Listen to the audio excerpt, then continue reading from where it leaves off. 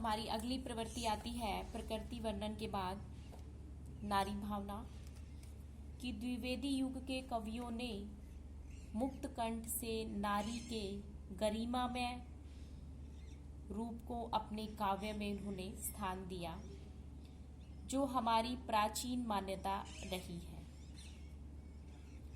इन कवियों ने क्या किया, अपने काव्य में नारी के उदात्त और महान रूप का चित्रण किया, जिनके कारण हमारे यहाँ कहा भी जाता है कि यत्र नार्यस्तु पूज्यते रमन्ते तत्र देवता। इन कवियों ने पुराण और इतिहास में उपेक्षित जो नारियां थी उनको अपने काव्य में मुख्य आधार बनाकर उनके महान चरित्रों से हमें अवगत भी करवाया।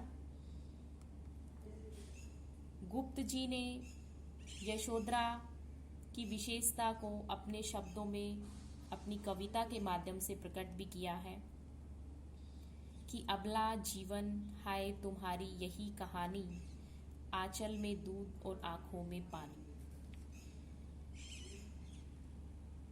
नारी भावना के बाद अगली हमारी प्रवृत्ति आती है इतिवृत्तात्मकता की प्रवृत्ति। द्विवेदी युगीन कविता में आदर्शवादी दृष्टिकोण, नीति की प्रधानता सर्वत्र हमें देखने को मिलती है। इस प्रकार के विषय के लिए वर्णन प्रधान इतिवृत्तात्मकता शैली ही उपयुक्त मानी गई है। इन कवियों ने क्या किया है, पौराणिक ऐतिहासिक आख्यानों का वर्णन करने के लिए इतिवृत्तात्मक शैली को अपनाया।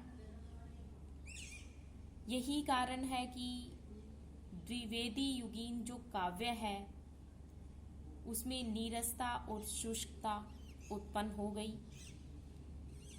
इन शैलियों के कारण इस युग की काव्यगत जो विरचनाएं हैं उनमें ना तो कल्पनाओं का प्रयोग है, ना ही अनुभूति की गहराई और ना ही रहस्यात्मकता की भावना इसमें पाई जाती है। उसके बाद नंबर 7 पर नैतिकता और आदर्शवाद की प्रवृत्ति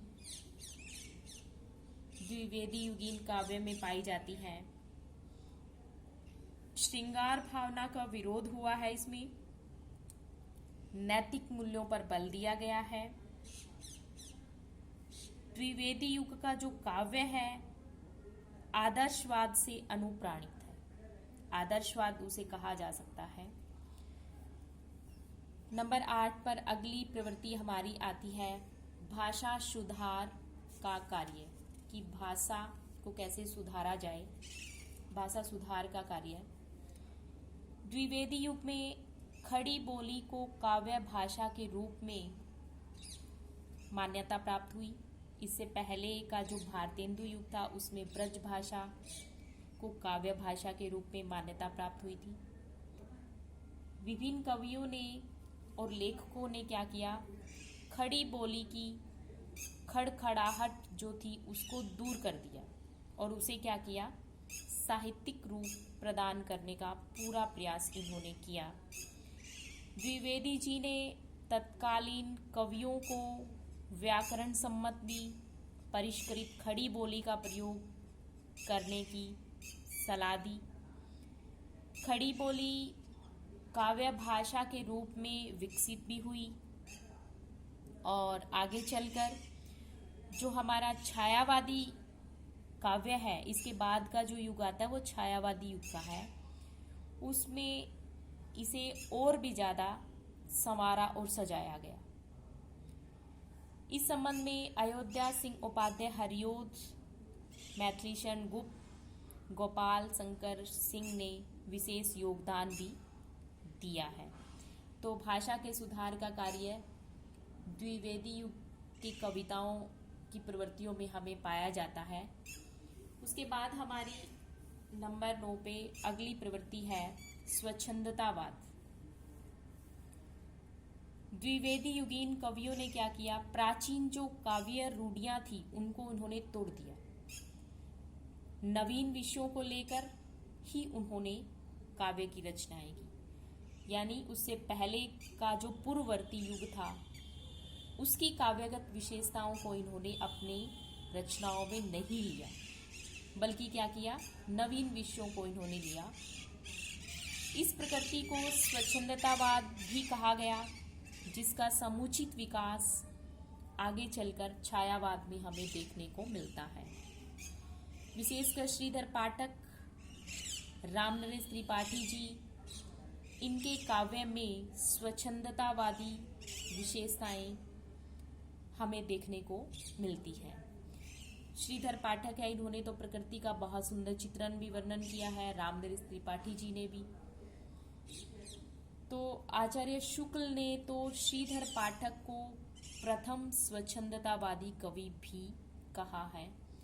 छोटे क्वेश्चनों में पूछा भी जाता है कि प्रथम स्वच्छंदतावादी कवि कौन है, तो आप कहोगे श्रीधर पाठक। स्वच्छंदतावाद के बाद हमारी अगली प्रवृत्ति आती है हास्य व्यंग्य की प्रवृत्ति। भारतेंदु युग में हास्य व्यंग्य पर अधिक बल दिया गया था। यही कारण रहा कि उस युग के काव्य में जिंदादिली हमें देखने को मिलती है।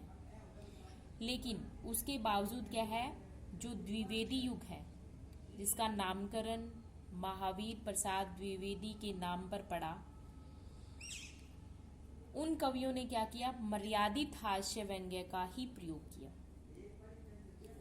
फिर भी इस युग के कवियों ने सामाजिक कुरीतियों का, धर्मांतरों का, विदेशी जो फैशन है उन पर अपनी रचनाओं के माध्यम से काफी करारे व्यंग्य भी इन्होंने किए हैं। बालमुकुंद गुप्त ने जो लाड कर्जन पर भी तीखा व्यंग्य इन्होंने अपनी रचनाओं के माध्यम से किया है। अगली विशेषता हमारी आती है कला पक्ष कि कला पक्ष किस प्रकार का रहा है। कला पक्ष पर अगर हम दृष्टि डालें तो द्विवेदी युग काफी समृद्ध कहा जा सकता है। इस युग में क्या कि एक तरफ तो प्रिय प्रवास किसकी रचना है, अयोध्या सिंह उपाध्याय हरिऔध जी की। साकेत किसकी रचना है, मैथिली सेनगुप्त की। जैसे श्रेष्ठ महाकाव्य लिखे गए, यानी इन श्रेष्ठ महाकाव्यों की रचना इसी युग में हुई। अन्य भी जैसे रंग में भंग, जयद्रथवध, कुछ खंड काव्य भी यहाँ लिखे गए। दूसरी ओर मुकुटधर पांडे, माखनलाल चतुर्वेदी जैसे कवियों ने परगीतों की भी रचना की। जहाँ तक देखा जाए कि भाषा का प्रश्न उठता है तो इस युग में भाषा के स्थान पर व्याकरण सम्मत परिष्कृत जो खड़ी बोली का प्रयोग किया गया, अलंकार और रस के क्षेत्रों में भी विविधता हमें देखने को मिलती है।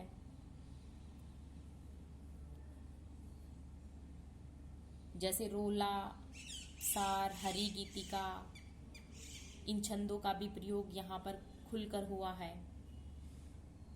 इन कवियों ने शब्दालंकारों के साथ साथ अर्थालंकारों का भी प्रयोग किया है। तो हम देखते हैं कि द्विवेदी युगीन जो काव्य धारा है उसमें भाव और भाषा दोनों दृष्टियों से वो काफी समृद्ध मानी जाती है। क्योंकि अगर हम देखें कि काव्य भाषा के रूप में खड़ी बोली का प्रयोग भी हुआ, ब्रज भाषा के स्थान पर खड़ी बोली आई, छंदों की विविधता भी यहाँ पाई जाती है।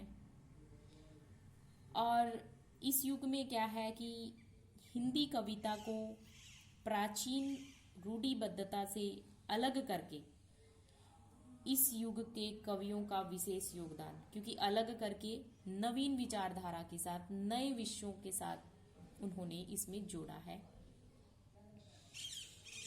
काव्य भाषा के रूप में खड़ी बोली हिंदी को प्रतिष्ठित किया भी गया।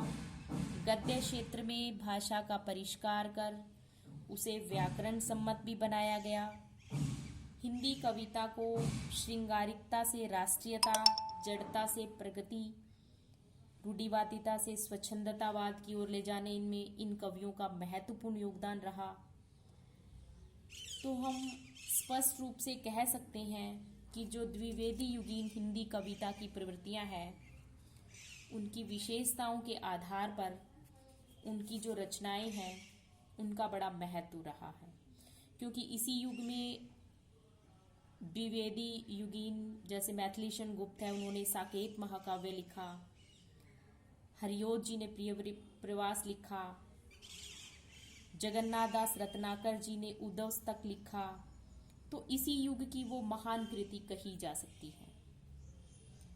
तो आज हम करेंगे इतना ही, और आज हमने यही किया कि द्विवेदी युगीन हिंदी कविता की प्रवृत्तियां यानी विशेषताएं कौन कौन सी हैं। राष्ट्रीय भावना, सामाजिक जागरण, धार्मिक चेतना,